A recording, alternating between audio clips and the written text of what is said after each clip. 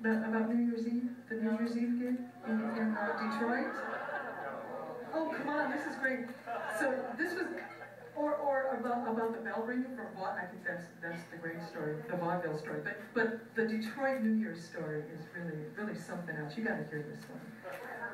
What was the year? 1927 New Year's. Yeah. Well, I don't think it's very important. But anyhow,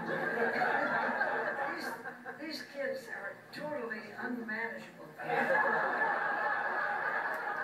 I'm a leader in name only.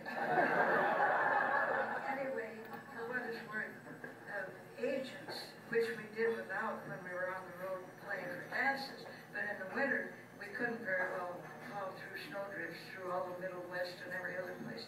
So we had to go into Chicago and do theater work. And of course, that required that we did have an agent. And of all things, the newspaper article said that we played, it was not quite the way it was. Here's the way it was. The agent was quite, as some of them are, I hope there's none in the audience, they like to make lots of money. So we had a small combo, maybe 5 pieces, and this person booked us in 5 different theaters on New Year's Eve. Can you imagine? We jumped into a cab, and once the cab driver took us miles away from where we should be, but we managed to play 5 different gigs on New Year's Eve in Detroit. And one of the places was this gorgeous theater, and the band was famous. Jingle Kid. And they were all set up on the stage. They were the greatest band at that time, Jingle Kid.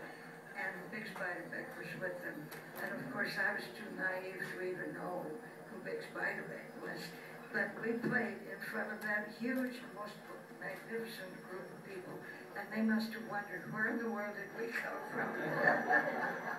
we set up, played a few numbers, and off we went to the next 5 days.